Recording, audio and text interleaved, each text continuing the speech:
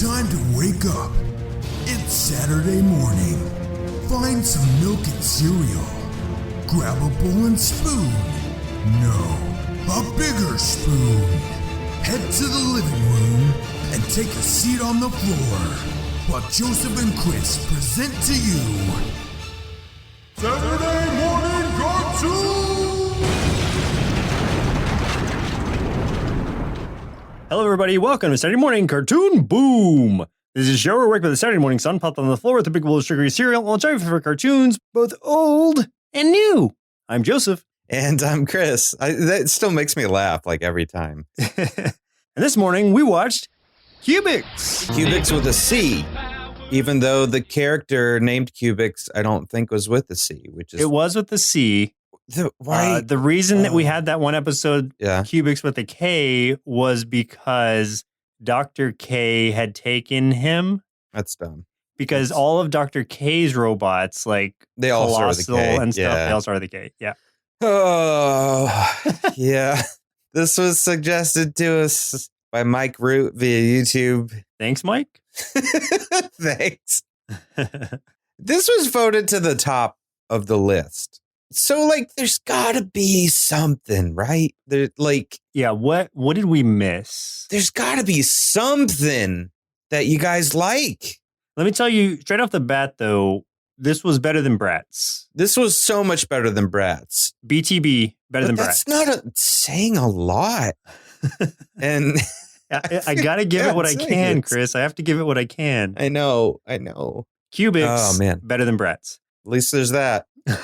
So the show Cubix aired from 2001 to 2003, and is also known as Cubix Robots for Everyone, which I don't know. I find that title really funny for some reason.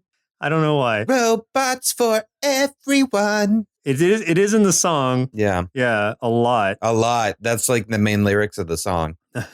Robots for everyone. This was created by Cinepix, written by Neville Hunt, story by Steve Asquith, directed by Junbum Hyo, produced by Cinepix, Day One Media, and 4Kids Entertainment. This ran for 2 seasons, 26 episodes on SBS, KBS, and Kids WB from 2001 to 2003.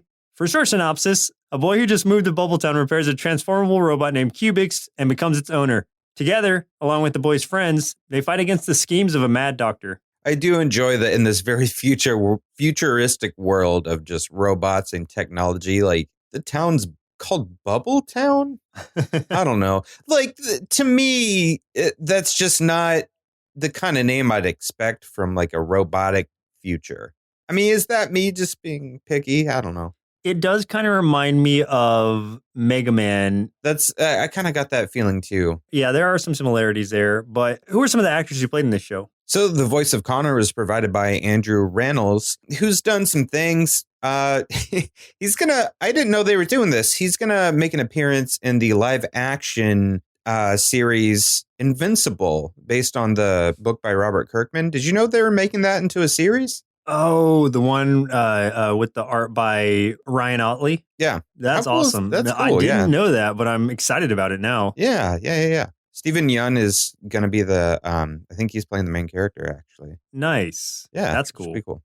The voice of Abby was provided by Veronica Taylor. And I didn't write a whole lot of trivia down on these just because there's quite a few characters to get through. But I do know Veronica Taylor is the original voice of Ash Ketchum, I think till 2005 in the American version of Pokemon. So there you go. There's some some tidbits for you. The voice of Cubix was provided by Scotty Ray. The voice of Chip was provided by Amy Birnbaum. The voice of Mong was provided by James Carter Cathcart. The voice of Hella provided by Rachel Lillis. And the voice of Dr. K provided by Madeline Blaustein, who is actually the voice of Meowth in Pokemon until 2005. Oh, cool. Yeah. Nice. Meowth. That's right. Hey, real quick, what kind of name is Mong? It is dangerously close to a very specific people from China. I can tell you that much. When I saw that, I was just like, oh. Maybe that makes sense because, okay, for a few tasty marshmallows out of our big bowl of Cubix cereal, This is set in the futuristic year of 2044. This was created in Korea. This was a South Korean show originally, I believe. Oh, okay. Interesting. Oh, you know what though? So I just looked it up. if you literally just Google the name Mong, M-O-N-G, it's a noun. A person who is stupid or has learning difficulties. Oh my God. No. Oh no. Oh no. And this is that really big kid, right? Yeah. Oh. Yeah. Now I feel real bad about it's that. kind of like, and in fact, that word is also kind of like derogatory in a lot of cultures. Like, well, it feels like it is. Yeah, it's also often like used to describe like Mongolian peoples, and not so much in a nice way. The only Mongolian I want to talk about is Mongolian Chop Squad. Oh yeah, dude. Or Mongolian barbecue. It's delicious. Oh, that's true. Yeah. So I'm just going to call this guy Chop Squad because I don't feel right calling him Let's Mong. call him Chop Squad. I love that. Okay, from now on, his name is Chop Squad. Chop Squad. Got it. So the show has been the theme of 3 video games: Showdown, Clash and Bash, and Racing Robots. And these were for, if I'm remembering correctly, the Game Boy Advance. And I think it had to have been PlayStation 2, right? Because this was 2001. Yeah. So were the graphics the same as the show? Maybe better? No, I don't know. It's like, okay, so graphics, yeah, it was. This was bad. Better than Bratz. Bad. Yeah. Not better than Adventures of Kung Fu Panda or whatever. Or Panda Warrior. Adventures of Panda Warrior is the name of it. It was better than Panda Warrior. Man, I don't know about that as far as graphics. I want you to go back and watch Panda Warrior and then tell me. I will never do that to myself again. Because I was thinking that. I was like, was it better than that? I didn't rewatch it because I don't want to burn my retinas again, but I think it was better than that. Oh, man. I hope so. Lastly, Solex, which they talk about consistently, and we don't ever get a real good description of. Apparently, it's a psychic radioactive power source. So I get the power source part of it, but apparently they have some kind of psychic connection to it. And then they have these things called EPUs, which is like emotional processing cores, right? Or emotional processing units. And I don't know to what extent these robots do they literally have like souls or something? They run on emotion, Joseph. They don't need electricity. Their own emotion or somebody else's? I don't understand. Maybe they're emotional vampire kind of robots, you know? They just feed off of others' emotions. You know? Oh, okay. Like everybody's got that one person in their family that's the same. It just feeds off everybody else's energy and drains you. That's what these robots are, man. They're just emotional vampires. They're living off of everybody else's emotions. Like this show was living off of mine. So, had you ever heard of this show before? I had not.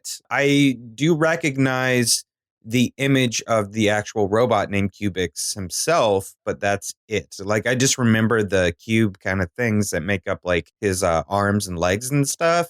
And that it transforms into different things, but that is all I knew.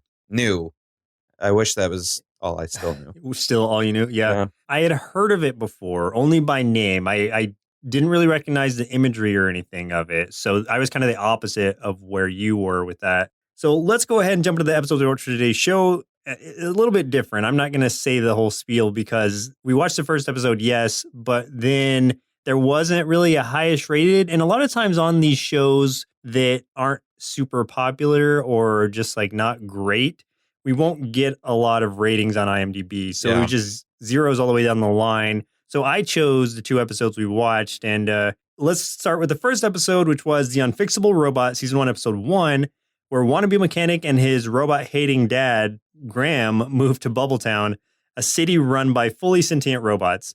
Whilst at the local mechanics, the bodies pit. Okay, hold on. Let me stop there. Yeah, we need to talk about this. We got to talk about this name. Okay. I think until the 3rd episode we watched, I thought they were saying bodies pit, like human bodies. Wait, they weren't? No. What? Yeah. So wait, what is it then? BOTTIES. Bot tees. What? That doesn't make any sense. That's so dumb. Ugh. Yeah, but it's less threatening than bodies. I thought it was bodies the whole time because that's what it sounds like when they're talking. They're like, yes. "Oh yeah, let's go to the bodies pit." And I was like, "Wow, are they trying to be scary or just metal?" I don't. Yeah. Wow. I was like, the whole time until the third episode that we watched, I really thought they were saying bodies pit. I thought it was bodies this whole time. Dude, yeah. Okay. Who forgot to run this by somebody when they were coming up with that idea? Like, okay, that doesn't work. I feel like they did not change a thing in translation. And so there's a lot of these like bodies pit that just don't work when translated. Yeah. So where does your mind go when you first heard bodies pit? I imagined like a big old pit where the robots throw dead human bodies. Well, I was just thinking it was going to be like a big like robot junkyard, the bodies pit. Wow, I went way darker. Yeah. I mean, even knowing this is a kid's show, I immediately was just like, oh yeah, that's where they throw the discarded humans. Obviously. Of course. You know, yeah. No, obviously. Yeah. So we actually start with like these robots tending to a garden and one of them just goes crazy. It's like, no, yeah. I'm sick of the color green. That's all I see. Yeah. So the next person says green, I'm going to scrap you or something or whatever he said. Yeah. I'm going to scrap you up. Yeah. Then we get, like I was talking about in the description where the dad's like, hey, I hate robots, but you love robots. We're going to move to Robot Town or Bubble Town, which doesn't really make a lot of sense. But then we, of course, Connor is our main hero character, kid.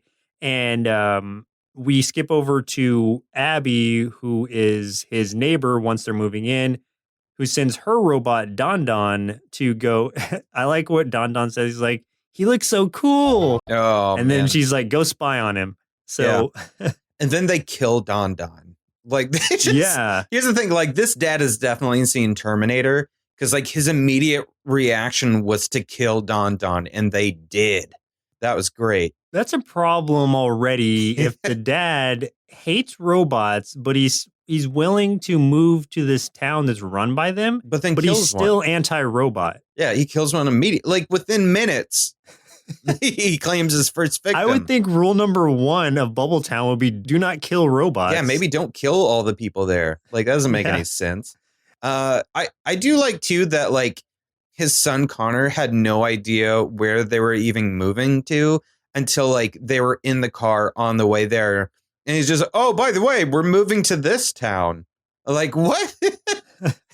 Okay. Thanks, They Dad. must move around a lot, yeah. I guess. You're just like, oh, yeah, we'll move again next week. Don't even worry about it.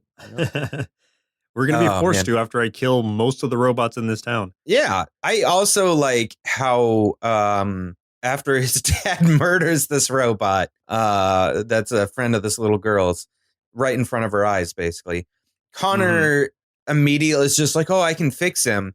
Even though I've never done this before and never worked on a robot in my entire life, I can fix him, no problem. Let me just pop him open here. Let's start on this. That's a trend that continues too, where he's like, skipping ahead to when he. Okay, so I'll get there in a second. Let's just keep going. We'll keep going. So he tries to fix his robot. He messes it up, like he messes up the audio to where it's like backwards or something. I don't know.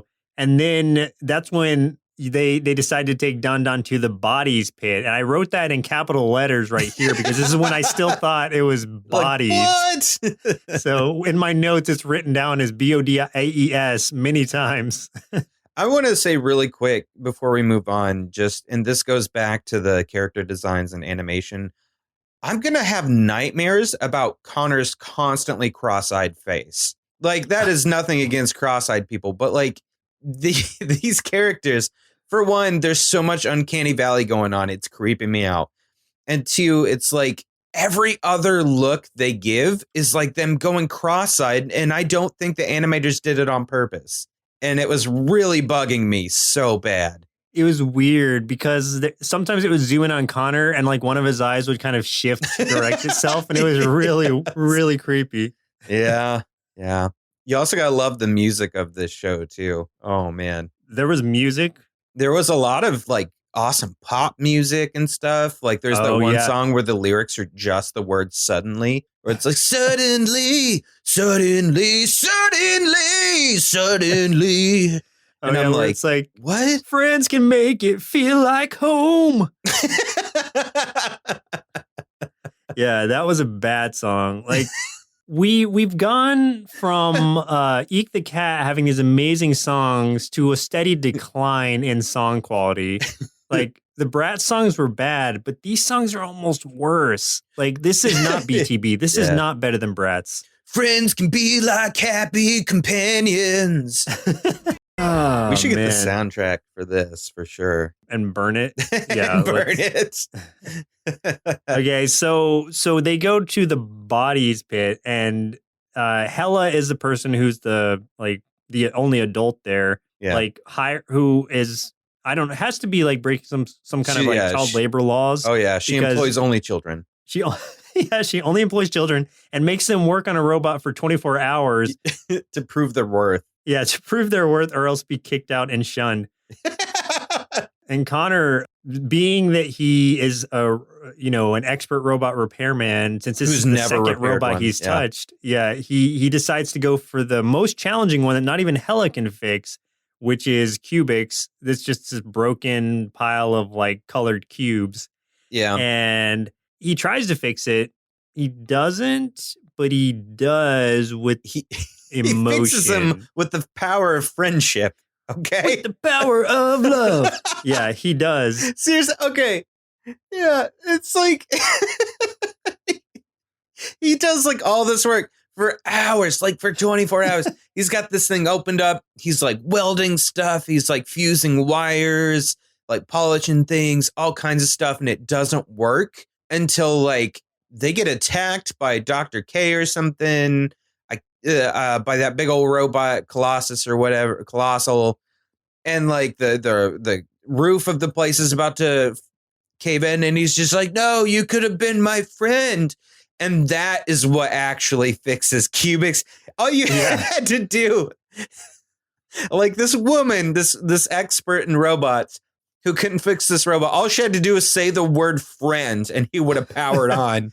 Yeah. Like, what kind of logic is this? He was like locked down by a password that was friend, and everyone's just trying to fix him. I like to think that everything Connor did was an accident. Not even an accident. Like everything he did, like once the word friend was recited, it just kind of corrected itself because Connor just messed up the whole thing. What if he was just password protected. There's nothing else wrong with him. Like, what if Cubix would have been a much more powerful, sophisticated robot, but Connor just jacked it up all on the inside? We already saw that Connor doesn't know how to fix audio in robots. So maybe that's why Cubix can only repeat what other people are saying. Right.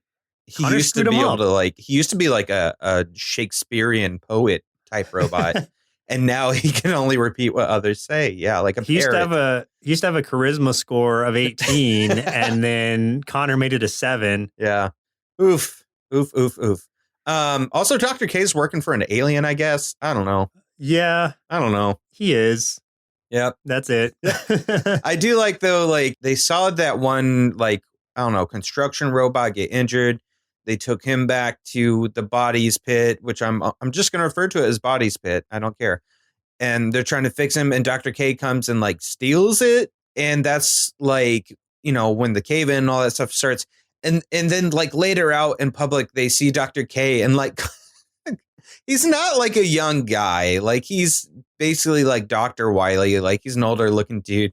And Connor, he just walks up and he's just jumps him.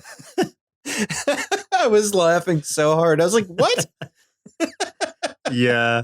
That's basically the premise of this episode. And I don't even remember how it ends, to be honest. The doctor shoots him with stink bubbles. Yeah, of course. And which are basically farts. Cubix beats the Colossal and the Doctor and then destroys a building that was under construction. So I imagine the bill's pretty high. So maybe Connor just has to stay employed by Hella to pay off this bill to the city. Yeah, he's got a lot of debt now. And then they're talking about Dr. K, I was about to call him Wiley. Dr. K and the alien are talking about Solex that I mentioned earlier and how it has to remain our secret. Yes, don't tell That's anyone. it. That's that episode. That's the episode. I wonder if they ever explain where the alien came from in the first place. You know? Space, Chris. Well, that's where aliens come from. Of course he came from space. Never mind. So the second episode we watched today's show was Cubix with a K. Season 1, episode 12. This was my first pick. We see, like, in the previous episode that Cubix, like, flew off and exploded. For the best. Well, no, it wasn't, because then we get to see this other robot. I think his name is, like... The magnet one? Yeah, the magnet bot. I can't remember his name. It was like Shut Up or something. I'm going to be real honest with you. I didn't even bother writing his name down. I dislike that robot that much. I didn't write it down. Yeah, so Magnet Bot, we're going to call him. He was very English, Australian, Cockney. I'm not sure. Here's the thing, I can just listening, I'm like, there's no way that voice actor is actually British. There's no way, because it sounds really bad. And I'm saying that knowing that I can't do an accent to save my life. I'm terrible. If you guys ever listen to Party in Peril, I am horrible at accents. But like, this dude was really bad too. So it's like he got paid for that. It's like he kind of knew how to say one word, and it was bloke. He's like, blokes. Oh, okay. And so he's just like, oh, I'll just use that. Blokes. Then we skip over to the Dr. K talking about, he's singing a song to himself about being the baddest.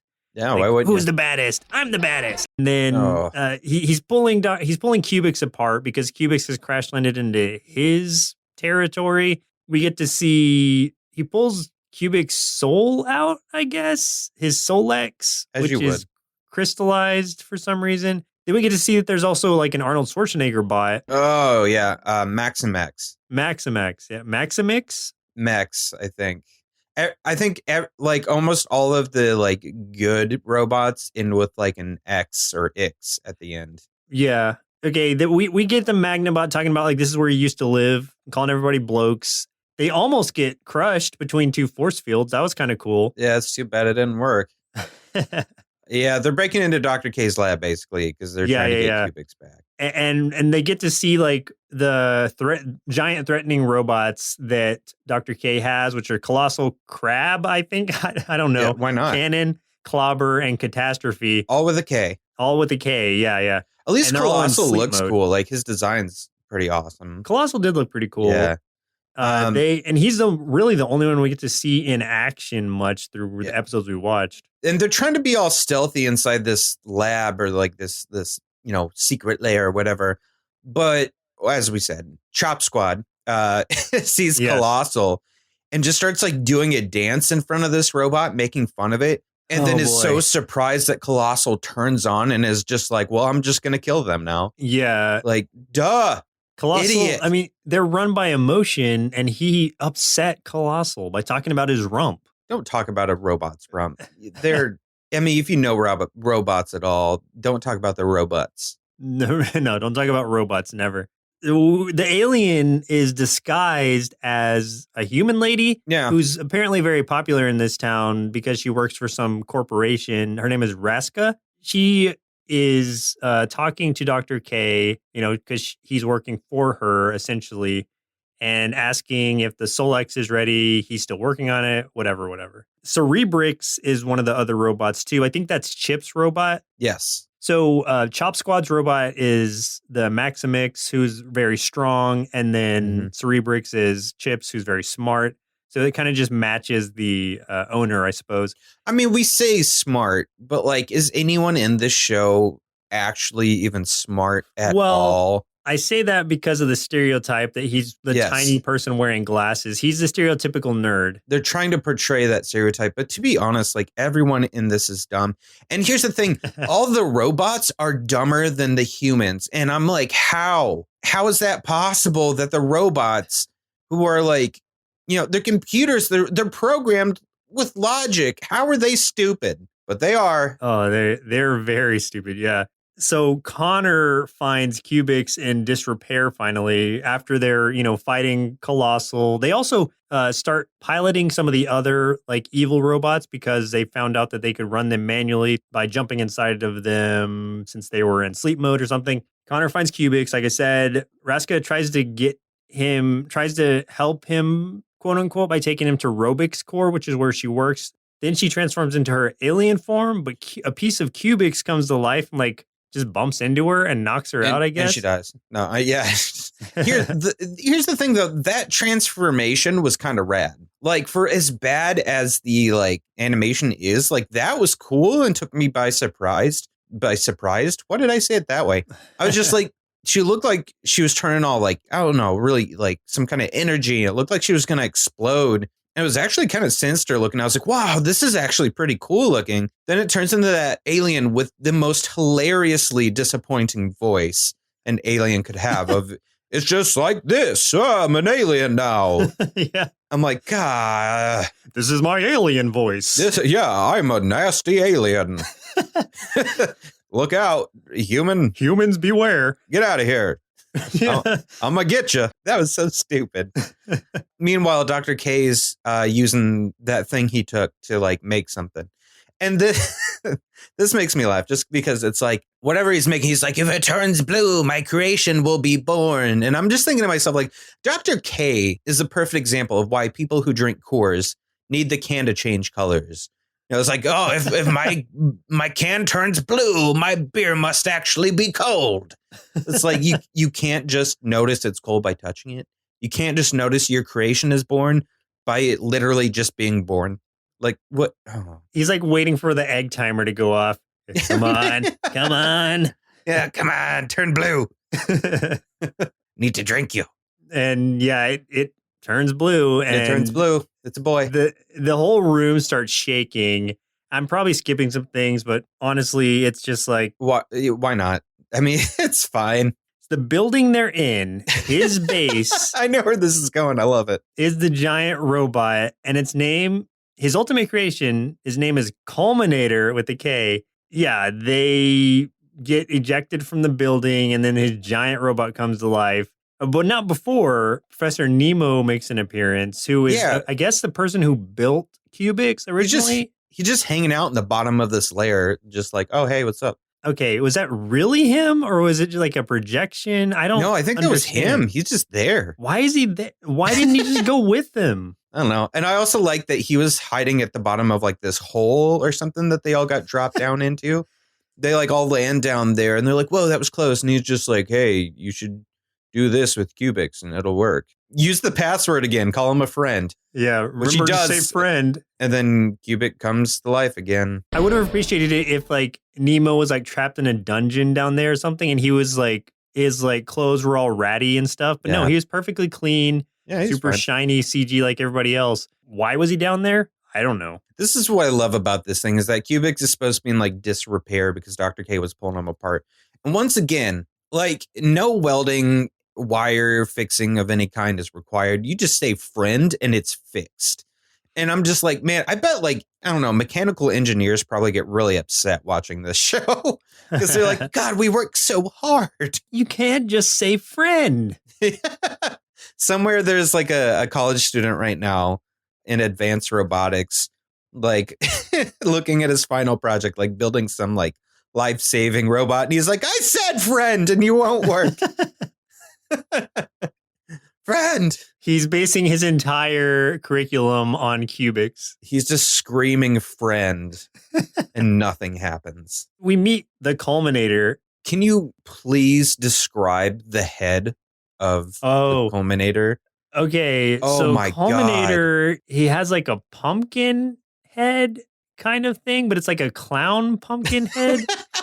God, I don't... This big giant robot that seems like it's like almost like would be the Unicron of this thing. Like this seems like this would be the end all be all kaiju robot. And it's got this clown head. And it's like, what? Oh, not even a scary one. No, it's hideous and it's not threatening. I kind of feel like Dr. K is a little bit of a mix between Dr. Wily and just Wario. Does that make some sense? Do you mean look wise or just like attitude wise? Both. Yeah, I could see what you mean. I mean, he's definitely got the Dr. Wily hair, except a little fluffier. Yeah. And I guess he's got the Wario kind of clothing from the newer Wario, who's got like the motorcycle jacket and goggles on and stuff. Yeah, and he's just real scuzzy. Yeah. Oh, Just yeah. He's a looks gross. filthy mad scientist. Yeah. Yeah. So the third episode we watched today's show that I also chose was Tyrannix. I don't know, but I chose it because I thought it was going to have to do with dinosaurs, and I was right. So yeah, kind of. This was season 2, kind of. It was season 2, episode 5. They're basically, for some reason, they're on a sports team now, a professional sports team. Yeah, why wouldn't they be playing tri-ball? It's field hockey for robots with 3 balls that can form into one if they're lucky. Yeah. What I liked about this, and probably the only thing I liked about this episode, was I liked the Dino Demolition Team, of course, because they're Dinobots, basically. Yeah. Oh, I loved that one team called the Pizza Boys. And I was just like, how do we get that to become our collective nickname together? Like I want people to always refer to me and you now as the Pizza Boys. I love that. So I'm wondering if, in fact, they are robotic pizza boys who have just teamed up together. I mean, they might as well be. I mean, look at like the other team of like, our main characters. It's not like they have anything like big going for them. They're not like sports robots. They're just random bots. They're fighting for a title. They were in a tournament, I guess, and it's coming down to the last 2 teams. And we get introduced to Killabot, who is Dr. K's latest creation. And has a name that's like a bit on the nose, because it just kills robots, basically. Yeah, that's what he's doing. He's absorbing these other robots, and he doesn't kill them, but he takes on their form and I guess their abilities as well. Yeah. He's kind of like Parasite from Superman. Oh, yeah. That's a really good analogy for him. I'm just thinking, like, why was Dr. K, like, with all of the technology he has, he has that little thing that he floats around in, but why does it look like a trash can? Like, it could look super cool, like really sleek, some sort of stealthy thing or... No, man. Something cool, but he just looks like a human Oscar the Grouch. He's scuzzy, man. Yeah, you he's already disgusting. said it. Killabot, I don't remember why Dr. K wanted Killabot to get involved in this sports team. Maybe you remember, I don't. But he gets T-Rex and turns into T-Rex and then enslaves the others. He puts like a little dot on their heads and then he can control their minds. Yeah, you know what? I'm trying to remember why he did decide to. I think it was because like he had tried for a sports. He had tried it before and lost or something, the trophy. And so it was for pride, maybe? Who knows? Our heroes, quote unquote, their team's called the Botties, but again, it just sounds like the bodies. That's where I knew it wasn't BODIES. I was like, wait a minute, I need to look into this because there's no way they're called the bodies. Wait, how crazy would that be if there was like a sports team and they were called the Bodies and like their emblem, it was just a dead, like murdered body, like blood everywhere. Oh my God. Their entrance song is "Let the Bodies Hit the Floor." Yes. Nothing wrong with me. Yeah, that's what they would walk into that every time. It's just a collection of serial killers interested in sports. The bodies. Oh my God. What have we stumbled upon? I think there's something here. Maybe we can get the bodies into the XFL. Vince McMahon will do anything for $1. We could probably pitch this easily. And maybe he'll also like fund our Pizza Boys. Yes. Pizza Boys and the Bodies. Boys and the Bodies. That's our new band name. I'd play bass for that. So the Bodies have according to their calculations, have a 5% chance at winning.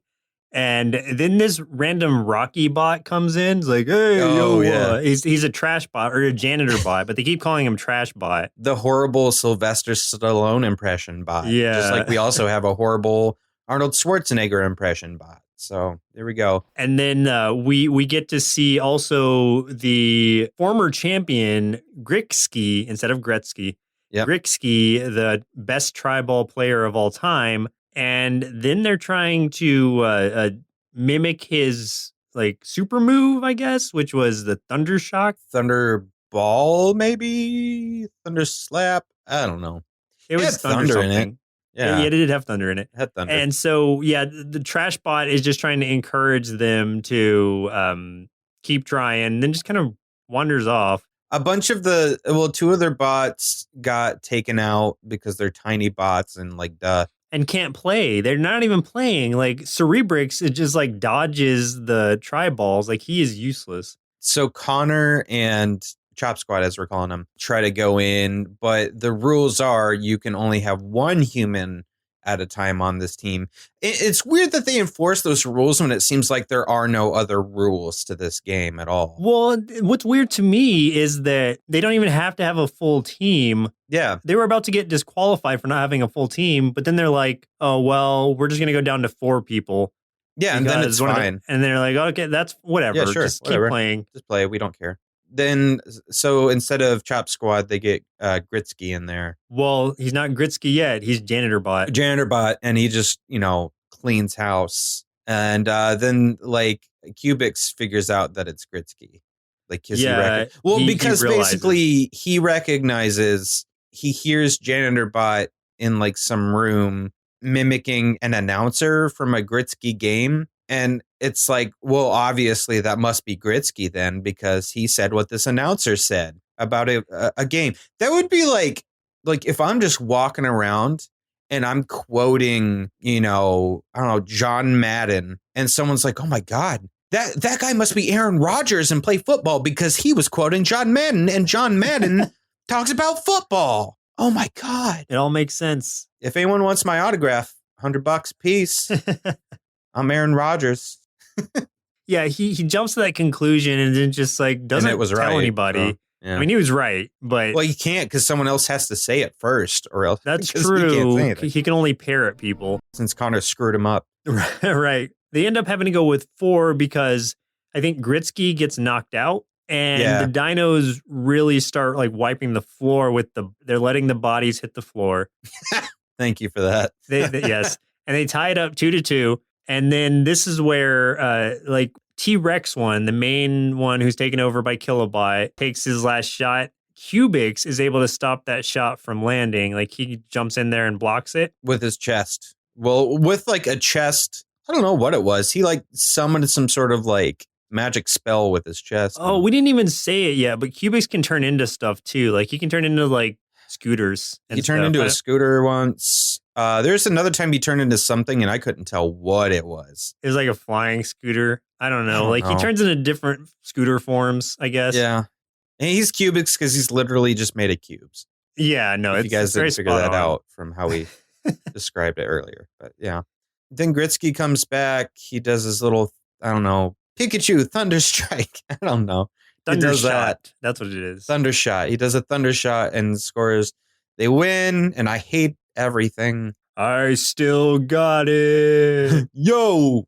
He does say yo a lot because, again, we're doing Rocky impressions. Yo. And then they win, and Kilobot is just like, I'm mad, and flies away. And then Connor has like a freaking crisis at the end. He's like, what? He said he'll come back. Whoa. Okay. So what they win is a free upgrade for a robot, and they decide to give it to Gritsky, Janitor Bot, who's on his last legs, I guess, as far as his... Like, literally, he almost died. His soul is dying, and so they upgrade him to repair his Solex. When he said his soul is dying, I wanted to be like, same, man. Same. Yeah, so that's really what it is. Yeah, you're right. Connor has that crisis at the end. It's just like, oh my God, he's going to come back. Like, it never occurred to him that won't be the last time they see Kilobot. It's like he's just making these connections of, oh my God, now that I think about it, we have been attacked a bunch of times. It's going to happen again, isn't it? Crap. Kilobot's not gone for good. Oh, man. Oh, dear. Oh, shucks. Well, Chris, it looks like it's about time we send our inner kids to Bubble Town so they can nab a couple robots to do their homework and chores for them. then see what they thought of Cubix. Anytime someone mentions robots, I immediately know it's going to be a great time. Until I saw whatever this is. Somehow, they made robots just not fun, which I didn't even think was possible. I'd rather be grounded before I watch this again, so I gave this cartoon 2 bowls of Body Pit cereal out of 5. Okay, so just to get out of the way, yes, the CG animation wasn't great, but it also wasn't the worst we've seen, so I'm not going to focus on that too much. But that aside, I had an average time with this show. The storylines were fine, most of the human characters were okay, and while some of the robots were a little annoying, I actually did end up liking Cubix himself, which is pretty important since he's a title character. Overall, I'd give Cubix 2.5 big bowls of Blokebot cereal out of 5, and I'm very middle of the road with this one. It was a show. It definitely was a show. It was a show. I just don't know what to say about it, honestly. Like, it's not like offensively bad or anything, but it's definitely also not good. No. And like, I can forgive the CG because it was even earlier than Bratz. This was 2001. In the same way that I can forgive Beast Wars. Yeah. Beast Wars just had a really good story with it, though, which, like, that's true. Totally which really made up that. for, it absolutely countered the bad CG. It's just, I don't know. I feel like with this one, this is a show that was definitely meant for younger kids. Like, it's not a show that's set up for appeal beyond that. So I think in that way, like you said, it's just okay, but it's not great. It's not bad. It's not good. It's just kind of there. I feel like if there were, I don't know if there were toys, but I feel if there were toys from this, those might have done really well, especially like Cubix, if it could be like rearranged or something. But, and the design, the animation isn't good. It doesn't hold up. But I mean, even if we look past it, the characters didn't feel, I don't know, they just weren't enjoyable to me, really. And any kind of rationality, even within the like confines, within the like rules of this world, nothing really even seemed to make sense. It's like all rationality that can exist within this world just is non-existent. And there's so many contradictions and stuff within everything we watch. So it's just, I don't know, man, I just could not get bought into this show. And like, I just don't see a lot of appeal. You cannot get robot into the show? I could not get robot into the show. Other than for like, I mean, if someone watched this as a kid, I could see some nostalgia there because I like some really horrible things that are much worse than this from a nostalgia point of view. But like coming into this, I just, I cannot. Yeah, I don't like it.